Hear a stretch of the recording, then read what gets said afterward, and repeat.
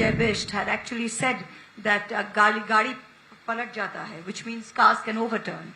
The other name for Mr. Ajay Bisht was actually Mr. Togdo. He would like to tell his police and his law and order enforcement agencies that Togdo, which means finish them off.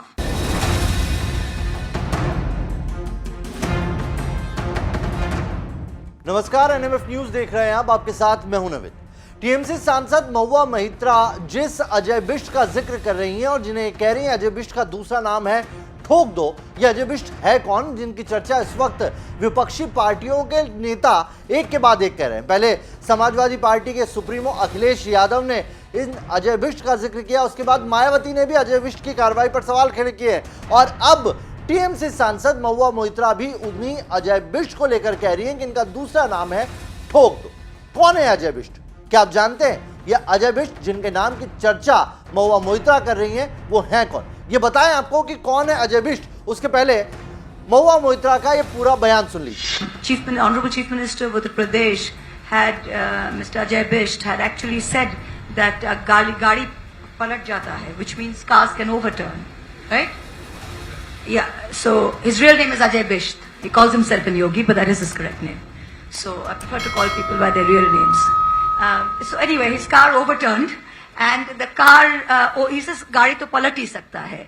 So the other name for Mr. Ajay Bisht was actually Mr. Togdo, because whenever he was Chief Minister, even when he was MP, he would like to tell his police and his law and order enforcement agencies that Togdo, which means finish them off. So this kind of complete lawlessness, jungle raj, without resorting to the rule of law, encounter killings have always flourished under the honorable gentleman and continue to do so. So I hope that the people of India will see this for what it is. This completely typifies. So when you start something with incitement to violence, when you start something with, like Patna said, मार दो, काट दो, जला दो, ये कर देंगे, बंद कर देंगे, रोक देंगे. This kind of hatred, this kind of venom, this kind of, जिसकी लाठी उसकी भैंस. This is the kind of culture that ultimately lands up in this kind of jungle law. Why do we have a constitution? Why did we become independent? Because we wanted to live under the framework of a rule of law. That is the most important thing our constitution guarantees us. So when you have a chief minister or a home minister that is basically sitting there saying that it's okay. आप समझ गए होंगे कि हम बात कर रहे हैं उत्तर प्रदेश के मुख्यमंत्री योगी आदित्यनाथ की। योगी आदित्यनाथ का असली नाम अजय बिष्ट है, जिनका जिक्र महुआ मोइत्रा ने किया और ये भी बताया कि जब वो मुख्यमंत्री नहीं थे और सांसद थे तब भी उनकी कार्यप्रणाली कुछ ऐसी ही थी। दरअसल सारे ही पार्टियों में एकाएक मुख्यमंत्री योगी आदित्यनाथ यानी कि अजय बिष्ट को लेकर ये सनसनी क्यों फैली हुई है, ये सवाल बड़ा सवाल है। आप देखिए कहां पर पश्चिम बंगाल, कहां पर टीएमसी, कहां सांसद महुआ मोइत्रा, इतनी दूर उत्तर प्रदेश से इतनी दूर इस एनकाउंटर की चर्चा क्यों हो रही।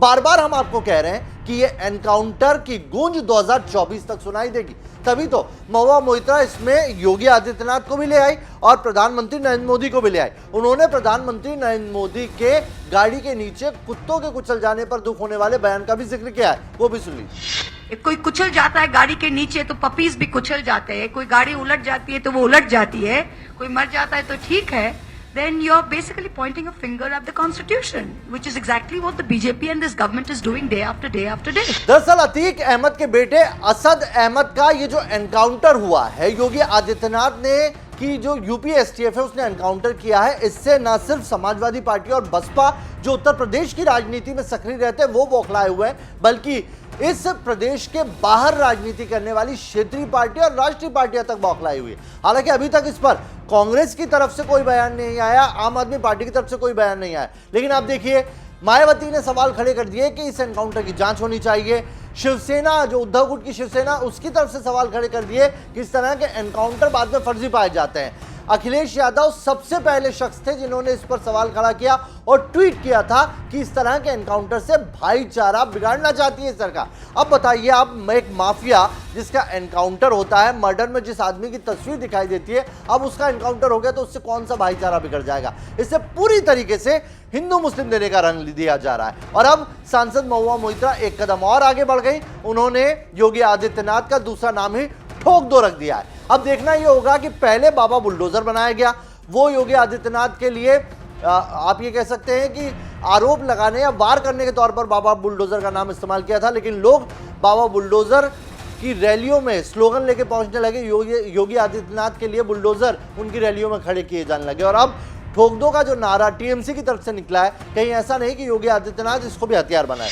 अब आप ये समझ लीजिए कि आखिर क्यों एक एनकाउंटर के पीछे ये इतनी बौखलाहट है। इस बौखलाहट के पीछे वजह यह है कि ये एनकाउंटर 2024 तक सुनाई देगा आपको। उत्तर प्रदेश के 80 लोकसभा सीटों में इस वक्त योगी आदित्यनाथ की पुलिस ने जो एनकाउंटर किया है, जो कानून व्यवस्था को लेकर उन्होंने विधानसभा में बयान दिया था कि मिट्टी में मिला देंगे, वो बात सही साबित करके दिखाई है। और इसका असर सीधे सीधे आने वाले जो विधानसभा चुनाव है उसमें तो दिखेगा ही, आने वाले लोकसभा चुनाव में इसका बड़ा इंपैक्ट पड़ेगा। इससे योगी आदित्यनाथ ने इस एनकाउंटर, इस कानून व्यवस्था यूपी एसटीएफ के जरिए पूरी उत्तर प्रदेश के 80 सीटों पर जीत का बिगुल फूंक दिया है। बीजेपी की इस वक्त अगर आज के टाइम पर इलेक्शन होता है तो तमाम सर्वे ये बता रहे हैं कि बीजेपी पूरी 80 की 80 सीटें निकाल लेगी। इस पूरे एनकाउंटर से माहौल इस तरह का बीजेपी के पक्ष में बना दिया है योगी आदित्यनाथ ने। और सिर्फ ये 80 सीटें नहीं, बल्कि उत्तर प्रदेश से जो सीमा से सटी हुई जितनी भी सीटें हैं वहां पर तकरीबन 35 से 40 ऐसी सीटें जिस पर इसका इंपैक्ट होगा, यानी 125 सीटें निकालकर दे रहे हैं योगी आदित्यनाथ प्रधानमंत्री नरेंद्र मोदी को 2024 में।